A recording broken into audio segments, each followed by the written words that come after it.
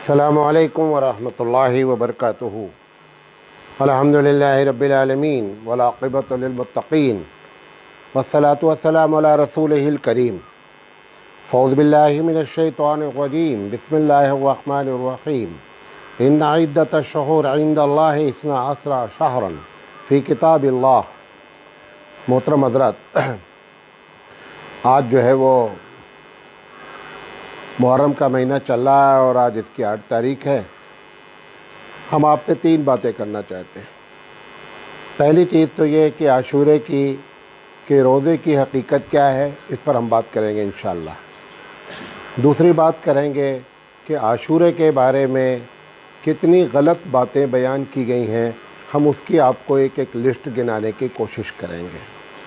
और तीसरी चीज़ इंशाअल्लाह ये बयान करेंगे कि मुहर्रम के महीने में जो खुराफात हैं उसकी हकीकत क्या है और उस क्यों लोग करते हैं, इस पर भी बात करेंगे।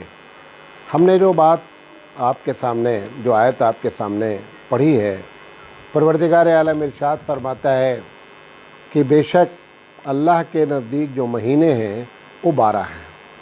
आगे लंबी आयत है कि उस दिन से है जिस दिन से ज़मीन और आसमान को अल्लाह ने बनाया है। उस 12 महीने में एक महीना जो है वो मुहर्रम का महीना है। मुहर्रम की असल आशूरे की जो फजीलत है वो आपको बताना चाहता हूँ। और इसके अलावा जितनी फजीलत बयान की जाती है, कोई भी सही हदीस, उधर नहीं दे, तवज्जो दें, इधर देखें। आशूरे के रोज़े के बारे में जितनी फजीलत बयान की जाती है वो तकरीबन सारी की सारी या तो झूठी बातें हैं और या नहायत ज़ईफ़ हदीसें हैं। जो सही हदीस है वो आपके सामने बयान करने की कोशिश करता हूँ। मुस्लिम शरीफ की रवायत है, अल्लाह के रसूल सल्लल्लाहु अलैहि वसल्लम ने फरमाया, एक तो मुतलक मुहर्रम के रोज़े की फजीलत है। आपने फरमाया, अफ़ज़लुस सियाम इबादा शहरी रमज़ान सियामु शहरी शहरुल्लाहिल हराम शहरुल्लाह अल मुहर्रम। मुस्लिम शरीफ की रवायत है कि अल्लाह के रसूल सल्लल्लाहु अलैहि वसल्लम ने फरमाया कि रमज़ान के रोज़े के बाद अगर कोई महीने में रोज़ा रखना अफजल है तो मुहर्रम में रोज़ा है। तारीख़ इसमें ज़िक्र नहीं है। दूसरी हदीस भी मुस्लिम शरीफ की है, अल्लाह के रसूल सल्लल्लाहु अलैहि वसल्लम ने फरमाया कि जो लोग 10 मुहर्रम का रोज़ा रखते हैं, आपने फरमाया कि उसके पिछले गुनाह 1 साल के माफ़ हो जाते हैं। क्योंकि मुहर्रम पहला महीना है, 12 महीना गुजर चुके हैं। तो 12 महीने में अगर कि इंसान ने कोई गुनाह किया है, शर्त ये वो गुनाह कबीरा ना हो। हमेशा गुनाह सगीरा ही माफ़ होते हैं अमल के बदले में। गुनाह कबीरा कभी माफ़ नहीं होते हैं जब तक कि एक आदमी गुनाह कबीरा के लिए तौबा ना करे। मसलन एक आदमी नमाज छोड़ता है, गुनाह कबीरा है, रोज़ा छोड़ा है, गुनाह कबीरा है।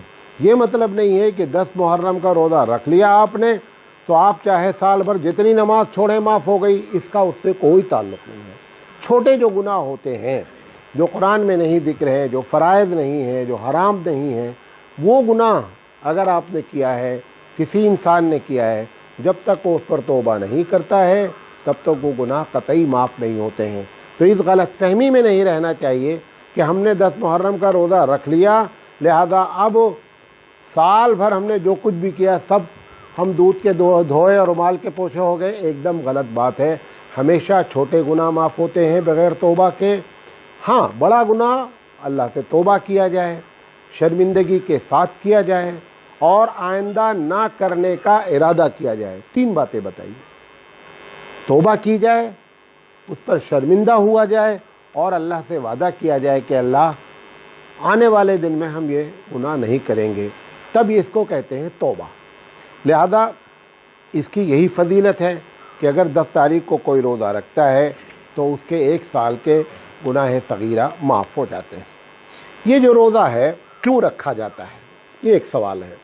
अवाम तो ये जानती है, एक बड़ी तादाद, कि चूँकि हज़रत हुसैन रज़ी अल्लाह ताला अन्हु की शहादत हुई है, लिहाजा उनके गम में ये रोज़ा रखा जाता है। ये एकदम गलत तसव्वुर है अवाम का کیونکہ اللہ کے رسول صلی اللہ علیہ وسلم کی ہجرت کے بعد 60 سال کے بعد یہ کربلا کا واقعہ پیش آیا ہے۔ لہذا حضور صلی اللہ علیہ وسلم کو تو معلوم بھی نہیں ہے کہ حضرت حسین کی شہادت کس تاریخ میں ہے، کیونکہ وہ 60 سال کے بعد کا واقعہ ہے۔ لیکن اللہ کے رسول صلی اللہ علیہ وسلم جو ہے وہ روزہ رکھتے تھے۔ کیا رکھتے تھے، کیوں رکھتے تھے، یہ آپ کو ایک ترتیب سے بتاتا ہوں۔ نبوت سے پہلے، یعنی نبی کریم صلی اللہ علیہ وسلم کے نبوت کے اعلان سے پہلے، بخاری کی روایت ہے، حضرت عائشہ صدیقہ رضی اللہ تعالیٰ عنہ فرماتی ہیں کہ قریش کے لوگ 10 محرم کا روزہ رکھتے تھے۔ کیوں رکھتے تھے، اس حدیث میں یہ بھی ذکر ہے کہ قریش 10 تاریخ کو خانہ کعبہ کا غلاف بدلتے تھے، اس خوشی میں یہ روزہ رکھا جاتا تھا۔ جب اللہ کے رسول صلی اللہ علیہ وسلم نے نبوت کا اعلان کیا تو چونکہ خانہ کعبہ کا اصل جو ہے متولی، جو اس کے اصل متولی ہیں، اصل ٹرسٹی ہیں، وہ تو اللہ کے رسول ہیں۔ اللہ کے رسول صلی اللہ علیہ وسلم نے فرمایا کہ اگر اس وجہ سے یہ روزہ رکھتے ہیں تو ہم بھی روزہ رکھیں گے۔ لہذا نبوت کے 13 سال لگاتار 10 محرم کو آپ نے مکے میں روزہ رکھا۔ شہادت حسین 60 سال بعد ہوئی ہے، اس کو نوٹ کرتے رہیں، اس کا اس سے کوئی تعلق نہیں ہے۔ جب مدینہ آ گئے اللہ کے رسول صلی اللہ علیہ وسلم تو سن 2 ہجری میں، یعنی آنے کے دوسرے سال، اللہ تعالیٰ نے یہ آیت نازل فرمائی کہ یا ایھا الذین آمنوا کتب علیکم الصیام کما کتب علی الذین من قبلکم لعلکم تتقون، کہ اے لوگو تم پر روزہ فرض کیا جا رہا ہے، اے مومنو۔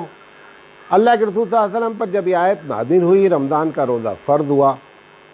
رمضان کا روزہ فرض ہونے کا مطلب کہ 9واں مہینہ، رمضان 9واں مہینہ ہے، تو آپ نے فرمایا کہ لوگوں، ہم جو 10 تاریخ کا محرم کا روزہ رکھتے تھے، اب اللہ نے اس کے بدلے میں ہم کو 30 روزے دے دیے ہیں۔ کتنے روزے دے دیے ہیں؟ 30 روزے دے دیے ہیں۔ لہذا وہ 10 تاریخ کا محرم کا روزہ آپ کا دل چاہے رکھو اور دل چاہے چھوڑو۔ اب اللہ کے رسول صلی اللہ علیہ وسلم کے اس حدیث کے بعد ایک بڑا طبقہ صحابیوں کا کبھی رکھتا تھا کبھی چھوڑتا تھا، کیونکہ یہ دوسرا اختیار دے دیا گیا۔ دوسرا، پہلا تھا کہ 10 کا روزہ رکھتے، بعض روایتوں بھی یہاں تک معلوم ہوتا ہے کہ اللہ کے رسول جب مکے میں تھے تو ایک ہی روزہ فرض تھا سال میں مسلمانوں پر، اور وہ تھا 10 محرم کا، گرچہ وہ حدیث اتنی صحیح نہیں ہے۔ بہرحال تو یہ دوسرا موقع آیا کہ اللہ کے رسول صلی اللہ علیہ وسلم نے اختیار دے دیا، جی چاہے 10 تاریخ کا روزہ رکھو محرم کی، جی چاہے نہ رکھو۔ 5-6 سال، 2 سال کے بعد تو یہ بتایا ہی، 6ٹھے سال یعنی مدینہ آنے کے 6ٹھے سال یا 7ویں سال اللہ کے رسول صلی اللہ علیہ وسلم کو لوگوں نے آ کر کے ایک اطلاع دی۔ جب خیبر کا واقعہ پیش آیا تو اللہ کے رسول صلی اللہ علیہ وسلم سے کچھ صحابہ آئے اور انہوں نے کہا اللہ کے رسول، یہ خیبر کے جو یہودی ہیں یہ لوگ 10 محرم کو بڑی خوشیاں مناتے ہیں، بڑی خوشیاں مناتے ہیں، اور ٹھیلا میلہ بڑا سب کچھ ہوتا ہے۔ تو اللہ کے رسول صلی اللہ علیہ وسلم نے کہا کہ اگر وہ خوشیاں مناتے ہیں تو ہم کیا کریں گے کہ 10 تاریخ کا روزہ رکھیں گے۔ یعنی وہ ان کی خوشی کے جواب میں، کیونکہ اسلام کی یہ بھی ایک پالیسی رہی کہ خالف الیہود والنصارى، کہ عیسائی اور یہودیوں کی عقیدے میں، عبادت میں، سب میں مخالفت ہے۔ لہذا اللہ کے رسول صلی اللہ علیہ وسلم نے یہ فرما دیا کہ اگر وہ ایسا کرتے ہیں تو اب ہم روزہ رکھیں گے۔ اب یہ جو درمیان کے 2 سال سے لے کر کے 6 سال کا وقت تھا، اس وقت میں جو صحابہ چھوڑ دیتے تھے اور رکھ لیتے تھے، اب انہوں نے پھر 10 تاریخ کا روزہ پکا پکڑ لیا۔ سمجھے میری بات؟ اب جب پکا پکڑ لیا اور روزہ رکھنے لگے، اب آپ 3 ہی سال اس کے بعد حیات رہے۔ پھر آپ کو اطلاع دی گئی کہ اللہ کے رسول صلی اللہ علیہ وسلم یہ خوشیاں بھی مناتے ہیں، اور کچھ یہودی ایسے ہیں جو 10 تاریخ کا روزہ بھی رکھتے ہیں۔ یہ نبی کریم صلی اللہ علیہ وسلم کو اطلاع ملی 10ویں سال۔ کون سے سال؟ 10ویں سال آپ کو اطلاع ملی، جبکہ محرم کا مہینہ گزر گیا۔ کیا اطلاع ملی؟ اطلاع یہ ملی کہ یہودی بھی روزہ رکھتے ہیں۔ تو اللہ کے رسول صلی اللہ علیہ وسلم نے کہا کیوں رکھتے ہیں روزہ؟ وہ تو پہلے بتایا گیا کہ میلہ ٹھیلا کرتے ہیں، تو ان کے ضد میں روزہ رکھ دیا گیا۔ اب انہوں نے بتایا کہ وہ بھی روزہ رکھتے ہیں، تو اللہ کے رسول صلی اللہ علیہ وسلم کو یہ ہوا کہ یہودی یہ کہیں نہ کہیں کہ ہماری دیکھا دیکھی آ کر کے مدینے میں روزہ رکھنے لگے۔ اللہ کے رسول صلی اللہ علیہ وسلم نے فرمایا کہ اگر وہ بھی روزہ رکھتے ہیں تو ہم اگر اگلی سال حیات رہے، بات کر رہے ہیں محرم کی 10 تاریخ گزرنے کے بعد، اور محرم کے بعد آتا ہے سفر، اور سفر کے بعد آتا ہے ربیع الاول، یہ 2 مہینے کے بعد ہی اللہ کے رسول اس دنیا سے رخصت ہو گئے۔ آپ نے فرمایا کیا کہ اگر میں اگلی سال حیات رہا، زندہ رہا، تو میں کیا کروں گا، چونکہ یہ روزہ تو میں رکھوں گا، کیونکہ انہوں نے جو وجہ بتائی، پوچھا کہ وہ کیوں روزہ رکھتے ہیں، کہا موسیٰ علیہ السلام کو اللہ تعالیٰ نے فرعون سے نجات دی اور فرعون کو ڈبو دیا سمندر میں، تو اللہ کے رسول نے فرمایا کہ موسیٰ تو ہمارے بھائی ہیں، وہ خوشی مناتے ہیں، ہم کیوں نہ منائیں، ہم منائیں گے خوشی، ہمارے وہ اصل بھائی ہیں، یہ تو ڈپلیکیٹ لوگ ہیں۔ اللہ کے رسول صلی اللہ علیہ وسلم نے کہا کہ ہم بھی خوشی منائیں گے، ہم بھی روزہ رکھیں گے اگر وہ اس وجہ سے رکھتے ہیں، لیکن چونکہ وہ بھی 10 رکھتے ہیں، ہم بھی 10 رکھتے ہیں، لہذا اب اگر زندگی رہی تو ہم 9 بھی رکھیں گے اور 10 بھی رکھیں گے، تاکہ وہ یہ نہ کہنے پاویں کہ ہماری نقل انہوں نے کی ہے، ہم 9 10 دونوں رکھیں گے۔ یہ روایت بھی بخاری شریف کی ہے۔ تو گویا اس طریقے سے یہ محرم کے روزے ہوئے عاشورہ کے۔ پہلی وجہ خانہ کعبہ کا غلاف بدلنا، دوسری وجہ مدینے میں آ کر کے روزے کو چھوڑ دینا کیونکہ رمضان کا مہینہ، رمضان کا روزہ فرض ہو گیا، تیسری وجہ یہودیوں کا خوشی منانا، ان کے ضد میں روزہ رکھنا، پھر چوتھی وجہ یہ آئی کہ وہ بھی روزہ رکھتے ہیں، لہذا حضور صلی اللہ علیہ وسلم نے کہا ہم بھی روزہ رکھیں گے۔ یہ ہے عاشورے کے روزے کی ترتیب۔ اس پہ بہت سے علماء ہمارے ادھر کی حدیث ادھر کرتے ہیں، لہذا وہ پبلک بڑی کنفیوز ہوتی ہے کہ یہ کیا ہے۔ اسی ترتیب سے اگر آپ اس کو سمجھیں گے تو روزے کی حقیقت ہے۔ اب کرنے کا کام کیا ہے روزے کا، عاشورے کا؟ کوشش کریں کہ 9 اور 10 دونوں روزہ رکھیں۔ اگر کوئی نہیں 9 رکھتا ہے تو کوئی گنہگار نہیں ہے، 10 تاریخ کا روزہ رکھ لے، 10 بھی نہیں رکھے گا تو بھی گنہگار نہیں ہے، لیکن 1 سال کے گناہ صغیرہ معاف ہوتے ہیں، بڑی فضیلت ہے، لہذا اس کو روزے کو رکھنا چاہیے۔ یہ وہ میں پہلی بات تھی جو آپ کے سامنے میں رکھنا چاہتا تھا۔ میں نے آپ سے بتایا کہ میں 3 باتیں کروں گا، تو ایک بات تو ختم ہوئی۔ دوسری چیز جو ہے غلط روایات، یہ آپ کو پہلے بتانا چاہتا ہوں کہ محرم کے عاشورے کے بارے میں اتنی غلط باتیں کیوں آئیں۔ 3 وجہ ہے۔ جب حضرت علی رضی اللہ تعالیٰ عنہ سے اختلاف ہوا اور ایک طبقہ بنا خوارج، خارجی جسے کہتے ہیں، یہ حضرت علی کے نہایت بڑے دشمن پیدا ہوئے اور انہوں نے حضرت علی رضی اللہ تعالیٰ عنہ کہ کفر کا فتویٰ دیا کہ حضرت علی رضی اللہ تعالیٰ عنہ کافر ہیں، نعوذ باللہ۔ اب انہوں نے کیا کیا، حضرت علی رضی اللہ تعالیٰ عنہ کی مخالفت میں خوب جھوٹی حدیثیں بیان کرنا شروع کی۔ اب جو مسلمان تھے، اہل سنت والجماعت تھے، حضرت علی کے چاہنے والے تھے، ان لوگوں نے ان کی ضد میں آ کر کے کیا کیا کہ خارجی کو جواب دینے کے لیے انہوں نے بھی روایتیں گڑھنا شروع کیا۔ آپ دیکھتے ہوں گے کہ سب صحابی کا جب نام لیا جاتا ہے تو کہا جاتا ہے رضی اللہ عنہم، حضرت علی کا جب نام لیا جاتا ہے تو کہا جاتا ہے کرم اللہ وجہہ۔ اس کی وجہ کیا ہے؟ یہ لڑائی کے بیچ وجہ سے وہ اپنے خطبے میں حضرت علی کو گالیاں دیتے تھے، جمعہ کے دن گالی میں کہتے تھے کہ اللہ تعالیٰ حضرت علی کے چہرے کو مسخ کر دے، بے نور کر دے، ایسی باتیں نعوذ باللہ کہتے تھے۔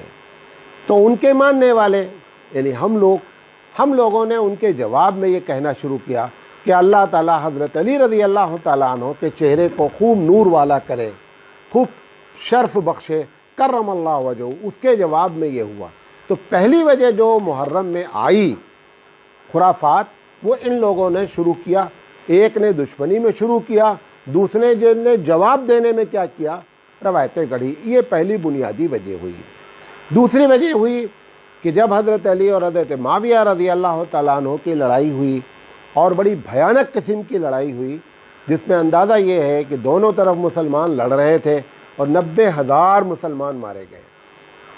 اب جب وہ 90,000 مسلمان مارے گئے تو یہ آپس کی جب دشمنیاں بڑھیں تو انہوں نے حضرت علی کی شان میں جو چاہا روایت نقل کیا، انہوں نے حضرت علی کی مخالفت میں جو چاہا روایت نقل کیا، یہاں سے بات بنی۔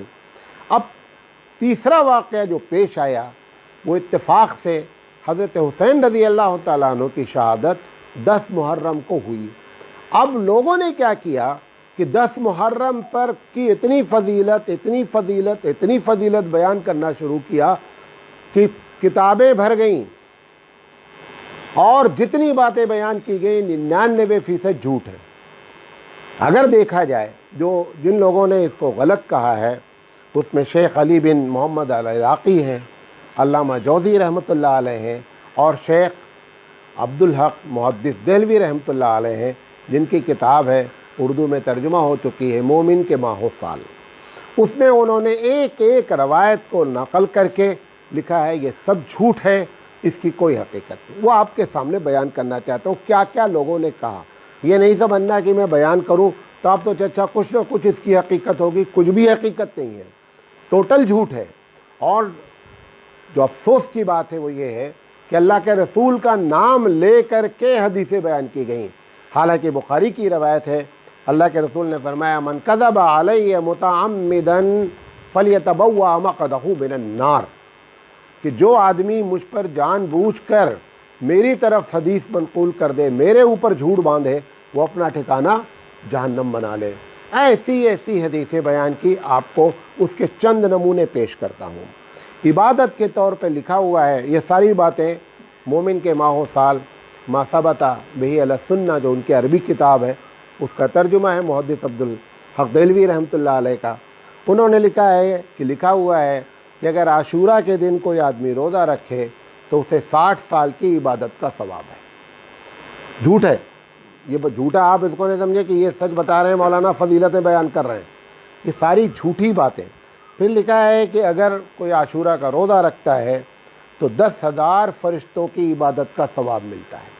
پھر لکھا ہے کہ اگر کوئی آدمی عاشورے کا روزہ رکھتا ہے تو 1000 عمرہ اور حج کا ثواب ملتا ہے۔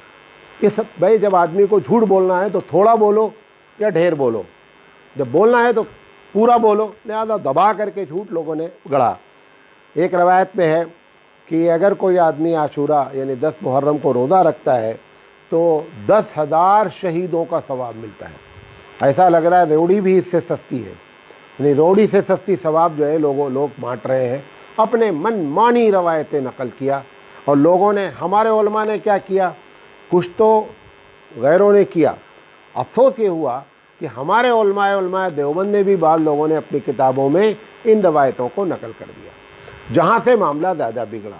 اور پھر عبد القادر جیلانی رحمۃ اللہ علیہ کے نام لے کر کے لوگوں نے ان روایتوں کو کیا کیا، نقل کیا۔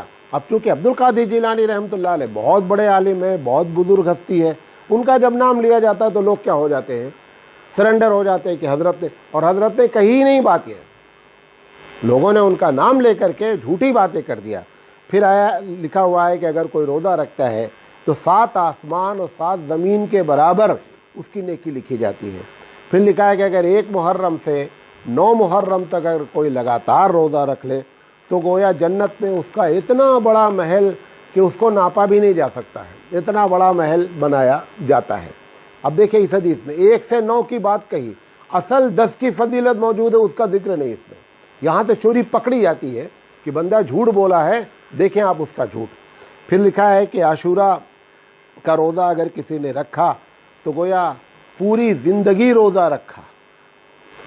لکھا ہے عاشورہ کی رات، عبادت کا لکھا ہے کہ عاشورہ کی رات میں جس نے عبادت کی تو گویا زمین اور آسمان کے برابر اس نے عبادت کی، جتنی مخلوق زمین آسمان میں موجود ہیں سب مل کر عبادت کریں اور یہ عاشورہ کے دن رات میں عبادت کریں تو اتنی فضیلت بیان کی گئی، سب جھوٹی ہے۔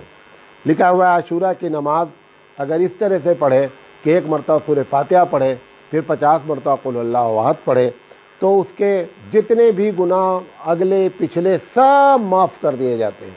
سب نمبر 1 کے جھوٹے لوگ ہیں، سب جھوٹ بول رہے ہیں۔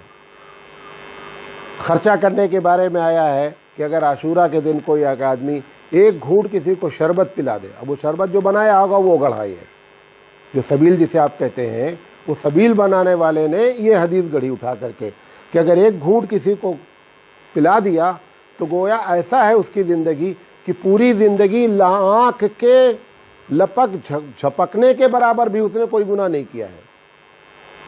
سمجھے؟ اتنا بڑا ثواب ایک گھونٹ ثواب کا ہے، یہ بتائے رہے ہیں. پھر لکھا ہے کہ جس نے اہل بیت کے کسی مسکین کو کھانا کھلا دیا تو گویا کہ جس دن وہ پل صراط سے گزرے گا بہت تیزی سے گزر جائے گا اور کوئی روکنے والا نہیں ہوگا. یہ پھر ایک اور حدیث گڑھی گئی کہ جس نے 10 محرم کو کسی مانگنے والے کو کچھ دے دیا تو گویا اس نے سال بھر اپنے دروازے پر سے کسی بھی مانگنے والے کو لوٹالا نہیں، سال بھر مانگنے والے کا ثواب گویا اس کو دیا جائے گا کہ اس نے اس کی حاجت پوری کی ہے. عمل کے لحاظ سے لکھا ہوا ہے کہ اگر کسی نے اس دن غسل کیا تو سال بھر اسے کوئی بیماری نہیں ہوگی. کرونا سے بچنے کا بڑھیا علاج ہے. یہ پرسوں آ رہا ہے، ایک مرتبہ غسل کر لو سال بھر بیماری نہیں آئے گی، پھر اگلے سال کر لینا. یہ سب ساری جھوٹی باتیں بیان کی گئیں. لکھا ہے کہ اگر سرما کوئی لگا لے، 10 تاریخ کو سرما لگا لے تو سرما آنکھ کا سب سے بہترین علاج ہے. سال بھر اس کی آنکھ میں کوئی تکلیف نہیں ہوگی، اور اگر روشنی چلی بھی گئی ہے تو پوری روشنی واپس آ جائے گی. اندھوں کے لیے یہ نسخہ ہے. سمجھے؟ اچھا، پھر اس کے بعد اس دن اللہ تعالیٰ نے کیا کیا کام کیا ہے. ایسا لگتا ہے کہ اللہ تعالیٰ کو اس کے علاوہ کوئی دن کام کرنے کا نہیں، یہی دن ہے. پہلا جھوٹ لکھا ہوا ہے، قرآن مجید کہتا ہے کہ اللہ تعالیٰ نے اس پوری کائنات کو 6 دن میں بنایا. قرآن کی ایک جگہ آیت نہیں، یہ کئی جگہ ہے، 6 ایام کر کے کئی جگہ آیتیں آئی ہوئی ہیں. اس میں لکھا ہوا ہے کہ اللہ تعالیٰ نے عاشورہ کے دن 7 آسمان اور 7 زمین بنائے. قرآن کیا کہتا ہے کہ 6 دن میں بنایا. یہ حدیث بیان کرتی ہے کہ آسمان زمین کی جو تخلیق ہوئی، پیدا کیا اللہ نے، وہ عاشورہ کو کیا. جھوٹ. دوسرا لکھا ہے کہ لوح اور قلم، جو ہارڈ ڈسک جسے کہتے ہیں، اللہ کے دربار میں جو سب کچھ لکھا ہوا جس کو لوح قلم کہتے ہیں، لوح اور قلم دونوں جو ہے وہ اللہ نے 10 تاریخ کو پیدا کیا. پھر لکھا ہے جبریل علیہ السلام کی پیدائش 10 محرم کو ہوئی، آدم علیہ السلام کی پیدائش 10 محرم کو ہوئی، ابراہیم علیہ السلام کی پیدائش 10 محرم کی ہوئی. جتنے نبی کا واقعہ آپ جانتے ہیں، لکھا ہے ابراہیم علیہ السلام کو آگ سے نجات، جو نمرود نے آگ میں ڈالا، وہ بھی 10 تاریخ کو نجات ملی. اسماعیل علیہ السلام کے لیے جو جنت سے دمبا آیا وہ بھی 10 محرم کو آیا. ادریس علیہ السلام کو اللہ نے آسمان پر اٹھایا، وہ بھی 10 محرم کو اٹھایا. آدم علیہ السلام کی توبہ قبول ہوئی، وہ بھی 10 محرم تھی. نوح علیہ السلام کی کشتی جودی پر ٹھہری پہاڑ پر، وہ بھی 10 محرم تھی. اور عاشورہ کے دن قیامت بھی آئے گی. ہر عاشورہ کو ڈرتے رہنا چاہیے، قیامت آ سکتی ہے. تو ایسی جھوٹی باتیں جب پبلک میں بیان کریں گے تو لوگ گھبرائیں گے.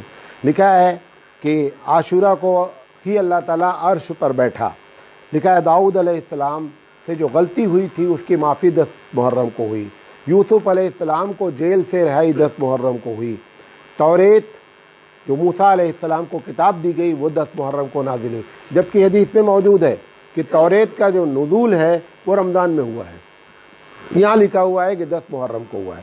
پھر لکھا ہوا ہے کہ یعقوب علیہ السلام جو یوسف علیہ السلام کے والد محترم ہیں، ان کی آنکھ کی روشنی چلی گئی، 10 محرم کو وہ روشنی واپس آئی.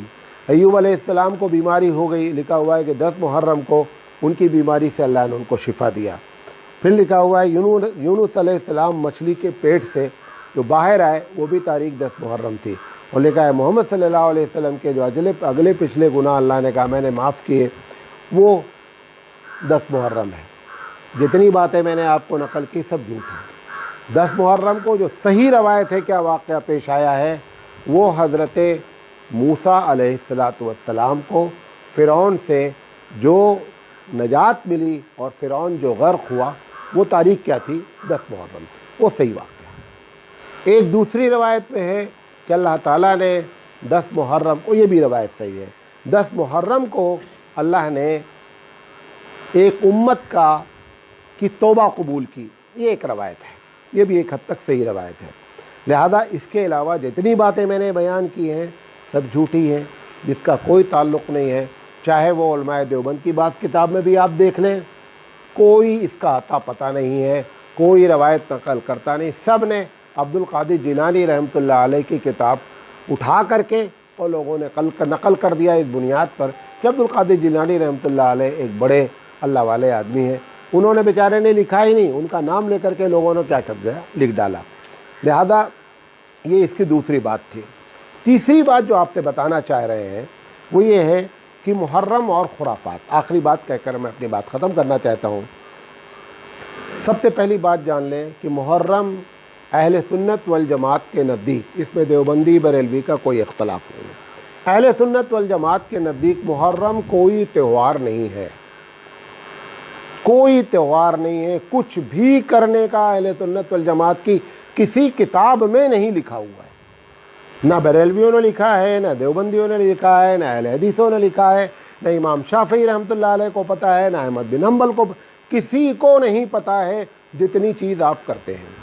अगर आप देखना चाहते हैं कि जो चीज़ें हो रही हैं, मिसाल के तौर पर कहते हैं ये गम का महीना है, कहते हैं कि सारी रस्में जितनी भी आप, अच्छा हर इलाके में अलग अलग है, क्योंकि जब बंदा कोई रस्म बनाता है तो हर आदमी का दिमाग अलग है, रस्म अलग अलग है। अब यहाँ लोग बाघ नहीं बनाते हैं, कर्नाटक में मुहर्रम में हिंदू मुस्लिम सब बाघ की शक्ल अख्तियार करेंगे, दुम लगाएंगे, बाघ का कलर करेंगे, बाघ से मुराद शेर, शेर का कलर करेंगे, वो कूदेंगे, फांदेंगे, चिल्लाएंगे। हिंदू भी उसमें शामिल रहेंगे, मुसलमान भी शामिल रहेंगे। ये हर इलाके में अलग अलग, आपके यहाँ कोई दुलदुल निकालता है तो कोई मेहंदी निकालता है, तो कोई हज़रत हुसैन रज़ी अल्लाह ताला अन्हु का जनाजा नऊज़ बिल्लाह निकालता है, और फिर उसके पास घोड़ा, एक घोड़ा रहता है, तो कोई झूला झूला। यानी एक दो नहीं, किस इलाके की बात की जाए, हर इलाके में। अगर मैं किसी का नाम लेकर के नहीं बोलूँगा तो लोग समझेंगे कि मौलाना ने इस रस्म का जिक्र नहीं किया, शायद ये रस्म सही है। कोई रस्म सब बातिल है। मैं चूँकि हम अहले सुन्नत वल जमात हैं, लिहाजा हम उनसे खिताब कर रहे हैं। अगर किसी का अक़ीदा है अहले तशय्यो है, वो ठीक है, क़यामत पे फैसला होगा कि सच क्या है गलत क्या है। लेकिन अहले सुन्नत वल जमात ये बात जो करते हैं, ये बड़े अफसोस की बात है। जैसे हमारा कोई आदमी अगर गणेश अपने घर में रख ले तो हमको तकलीफ़ होती है, हम उसको समझाना चाहते हैं कि भाई गणेश का मुसलमानों से कोई ताल्लुक़ नहीं है। इसी तरीके से ये जितनी रस्में की जा रही हैं, कहीं जो है वो ताज़िया है, ढोल, अब मदे की देखो ताज़िया रखने, कोई बरेलवी आलिम ताज़िया नहीं रखता है। अगर ये दीन का काम है तो सबसे ज़्यादा आप उनका नाम वो समझते हैं कि देवबंदी बरेलवी इख्तलाफ है। और ऐसे गाँवों में ताज़िया रखी जाती है जहाँ कोई भी एक अहले तशय्यो मौजूद नहीं है। आपके अतराफ़ में देख लीजिए, 20 गाँव हैं जहाँ पे कोई मौजूद नहीं है।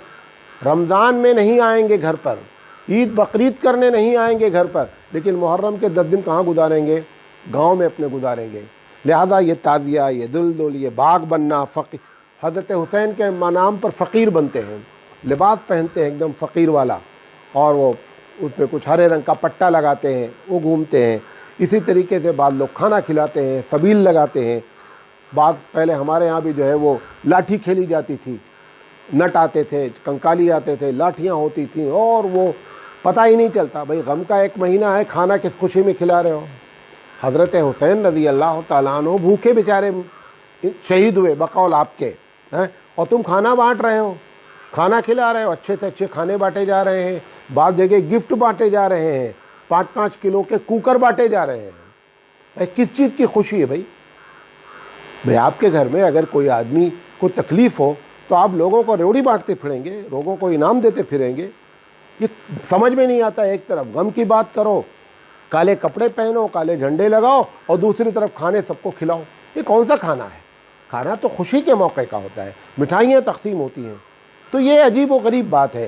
लिहाजा हम अपने अहले सुन्नत वल जमात से कहना चाहते हैं, खुदा के वास्ते इस किस्म की खुराफात से अपने आप को बचाएं। और अगर व्हाट्सएप पर कोई इस किस्म की बात आती है तो आप किसी को फॉरवर्ड नहीं करें, सब झूठी बातें हैं, इसका हकीकत से कोई ताल्लुक़ नहीं है। और 2 बातें कहकर अपनी बात ख़त्म करना चाहता हूँ। वो ये है कि अगर आप देखना चाहते हैं कि ये सही है या गलत है, ये सही है या गलत है, तो उसकी पहली दलील ये है कि कोई भी बाग बनने वाला, फ़कीर बनने वाला, ताज़िया रखने वाला, ढोल बजाने वाला, दुलदुल निकालने वाला एक भी बरेलवी आलिम नहीं है।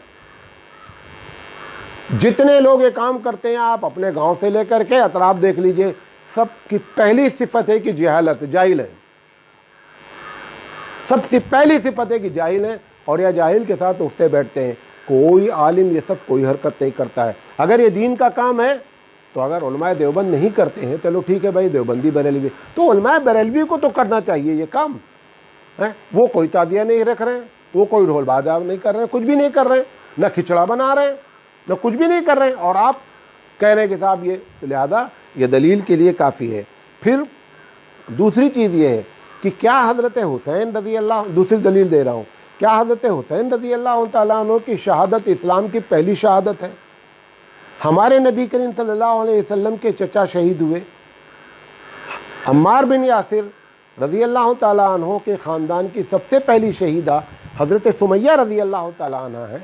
جنگ احد میں 72 لوگ شہید ہوئے۔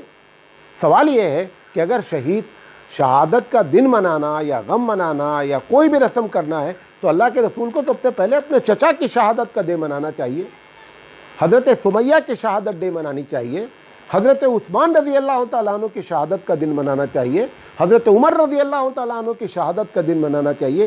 یہ کیا بات ہے؟ وہ چھوڑو، حضرت حسین کے والد محترم حضرت علی رضی اللہ تعالیٰ عنہ کی شہید، ان کی شہادت کی لوگوں کو تاریخ بھی نہیں معلوم ہے۔ حضرت عمر رضی اللہ تعالیٰ عنہ کی تاریخ آپ نہیں جانتے، پہلے محرم کو وہ شہید ہوئے۔ تو یہ دوسری دلیل ہے کہ کوئی پہلی شہادت اسلام میں نہیں ہوئی ہے۔ اسلام میں شہادتیں ہوتی رہتی ہیں، قیامت تک ہوتی رہیں گی۔ یہ ایک الگ بات ہے کہ حضرت حسین کی شہادت ایک بہت بڑا سانحہ ہے، لیکن حضرت حمزہ کی شہادت بھی ایک بڑا سانحہ ہے۔ حضرت عثمان مظلوم ہو کر کے شہید ہوئے، ان کی شہادت بھی ایک بڑا سانحہ ہے، لہذا ان کی شہادت بھی بنانی چاہیے۔ اگر اللہ کے رسول نے ان شہادتوں کو نہیں منایا، اب کوئی بھی شہادت منا رہا ہے تو یہ طریقہ رسول نہیں ہے، یہ ایجاد بندہ ہے۔ یہ بات آپ کو بتانا چاہتے تھے۔ اللہ سے دعا ہے کہ اللہ تعالیٰ صحیح سمجھ عطا فرمائے۔ وآخر دعوانا ان الحمد للہ رب العالمین۔